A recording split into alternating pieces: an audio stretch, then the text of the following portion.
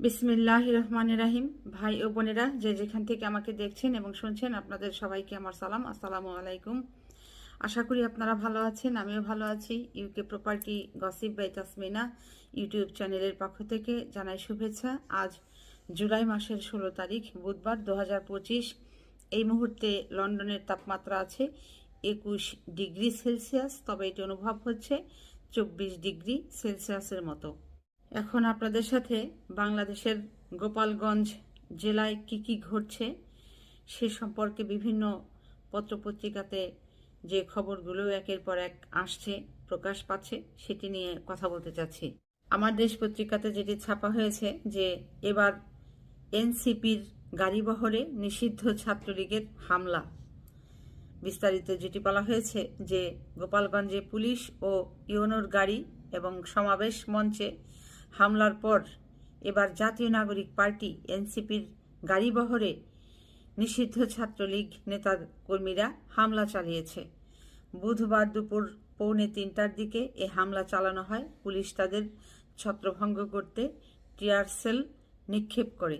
এরপর আরও একটি পত্রিকাতে যেটি বলা হয়েছে যে অবশেষে সমাবেশ মঞ্চে এনসিপি নেতারা। জাতীয় নাগরিক পার্টি এনসিপি আহ্বায়ক ও সাবেক উপদেষ্টা নাহিদ ইসলাম সহ সংগঠনের কেন্দ্রীয় নেতারা সমাবেশ মঞ্চে উঠেছেন। দুপুর 2টায় তারা মঞ্চে ওঠেন। এর আগে বুধবার 1টার দিকে দলটির নেতারা গোপালগঞ্জে প্রবেশ করেন। এই সমাবেশকে ঘিরে পুলিশের গাড়ি, উপজেলা নির্বাহী কর্মকর্তা ইউনোর গাড়িবহরে নিষিদ্ধ ছাত্রলীগ হামলা চালায়। সর্বশেষ সমাবেশ মঞ্চেও হামলা ও ভাঙচুর করে ছাত্রলীগের নেতাকর্মীরা। এছাড়াও গাছ কেটে রাস্তা অবরোধ করে তারা। তো যাই হোক, এই একই খবর মোটামুটি সব পত্রপত্রিকাতেই ছাপা হয়েছে। মোট কথা যে আজ 16ই জুলাই উপলক্ষে এনসিপি অর্থাৎ জাতীয় নাগরিক পার্টির নেতারা যেখানে আছে, হাসনাত আবদুল্লাহ, সার্জিস আলম, তারপর হচ্ছে জারা তাসনিম, নাহিদ, এরা সকলেই বরিশালে গিয়েছিলেন। বরিশালে তারা বেশ কয়েকদিন তাদের রাজনৈতিক কর্মকাণ্ড যেগুলো আছে সেগুলো তারা করেছেন। করে তারা রাস্তায় গাড়ি করে রওনা হয়েছেন। রাস্তা দিয়ে তারা এসেছেন। তারা কোনো হেলিকপ্টার ব্যবহার করেননি, ট্রেনেও না। তারা রাস্তায় গাড়ি যোগে এই গোপালগঞ্জে এসে পৌঁছে তাদের সমাবেশ করার কথা, তাদের যে কার্যক্রম আছে রাজনৈতিক কার্যক্রম সেগুলো করার কথা। কিন্তু রাস্তায় তাদের গাছ ফেলে রাখা হয়েছে যাতে তারা এই গোপালগঞ্জে আসতে না পারে। তারপর মঞ্চের সামনে যে চেয়ার রাখা ছিল সেগুলো তারা ছোড়াছুড়ি করেছে, ভেঙে ফেলেছে।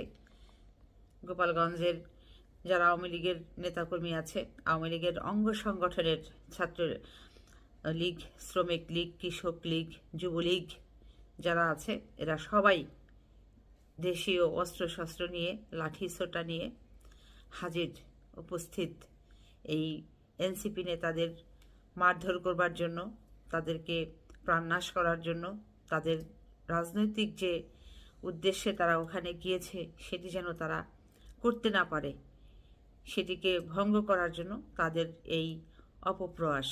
তো যা হোক, এখন আসলে ভাই বোনেরা যে কথাটি বলতে চাচ্ছি, এই যে ইউনোর গাড়ি ভাঙচুর করা হয়েছে, পুলিশের গাড়িতে অগ্নিসংযোগ করা হয়েছে, তারপর হচ্ছে রাস্তায় গাছ ফেলে এনসিপি নেতারা যাতে গোপালগঞ্জে প্রবেশ করতে না পারে সেই অবরোধ করা হয়েছে। তো এগুলো কি মবের মধ্যে পড়ে না? এখন এই যে যারা এতদিন মব করে মানে চিল্লাচিল্লি করে একেবারে গরম করে ফেলেছেন, কান ঝালাপালা করেছেন, তো এটা কি? এটা আপনারা দেখেন না? এখন মানুষ আপনারা নীরব কেন? এখন কথা বলে না কেন? গত 15-16 বছর আওয়ামী লীগের শাসনামলে বাংলাদেশে সবচাইতে বেশি নির্যাতনের শিকার হয়েছে বাংলাদেশ জাতীয়তাবাদী দল বিএনপির নেতাকর্মীরা। একেবারে টপ লেভেলের নেতাকর্মী থেকে শুরু করে মাঠ পর্যায়ের যে ভাই বোনেরা আছেন, নেতাকর্মীরা আছেন, তারা এক একজনের ঘাড়ে 5টা করে মামলা, 10টা করে মামলা, ডজন ডজন মামলা। বাড়ি বিক্রি করে, জমি বিক্রি করে মা বোনের কানের গলার সোনা বিক্রি করে, স্বর্ণ গোল্ড বিক্রি করে তারা ওই উকিলকে দিয়েছে, পুলিশকে দিয়েছে, তাদের নামে মিথ্যা মামলা দিয়েছে। আওয়ামী লীগের নেতাদেরকে তাদের দিতে হয়েছে। তারা আজ নিঃস্ব, তারা আজ পেট ভরে একবেলা ভাতও খেতে পারে না। বিএনপির নেতাকর্মীরা, এই যাদের কারণে বিএনপি এই 15-16 বছর নির্যাতনের শিকার হয়েছে, নির্যাতিত হয়েছে, চোখের সামনে তারা ঘুরে বেড়াচ্ছে, তাদেরকে এই বিএনপির নেতাকর্মীরা যখন ধরে তখন বলে তারা নাকি মব করে।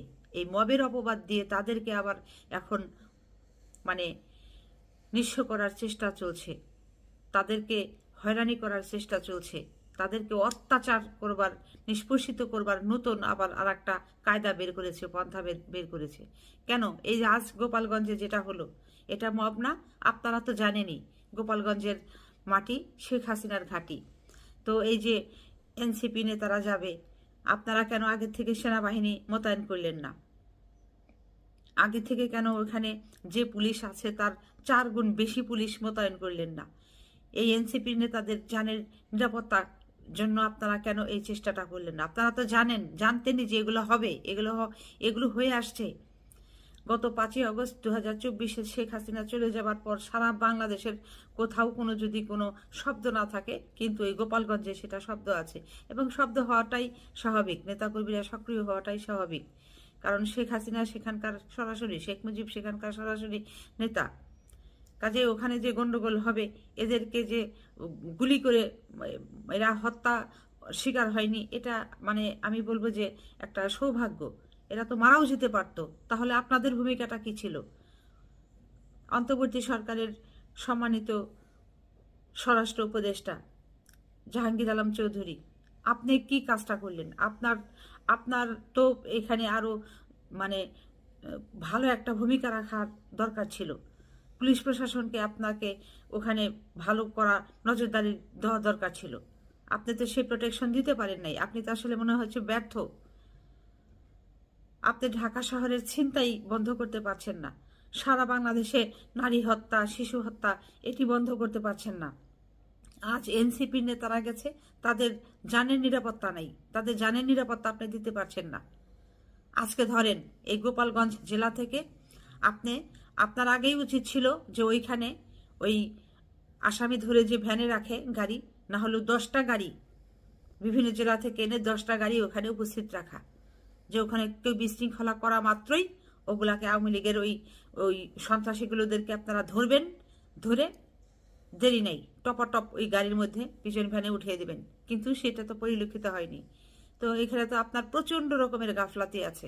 এই জন্য আপনাকে আসলে জবাবদিহিতা করতে হবে। আজ দিন গিয়েছে তাতে কি, আগামী দিন তো আছে, আপনি কিন্তু এটা ভুলে যাবেন না। আপনার চরম ব্যর্থতা, অন্তর্বর্তী সরকারের স্বরাষ্ট্র উপদেষ্টা, আপনার চরম ব্যর্থতা। আপনি ওইখানে যে পুলিশ প্রশাসন আছে, ফোর্স আছে, আপনি লাগলে এর 4 গুণ অন্য জায়গা থেকে এনে ওখানে মজুদ রাখতে পারতেন।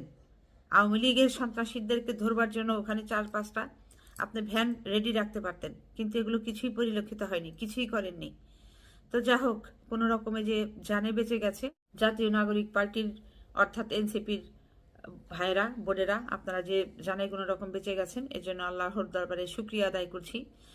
এবং বিএনপির যারা নেতাকর্মীরা আছেন খুব সাবধানে চলাচল করবেন। আপনারা সবাই ঐক্য থাকার চেষ্টা করবেন। ঐক্য এই মুহূর্তে খুব বেশি প্রয়োজন। ঐক্য থাকলে সমস্ত বাধাকেই প্রতিহত করা সম্ভব।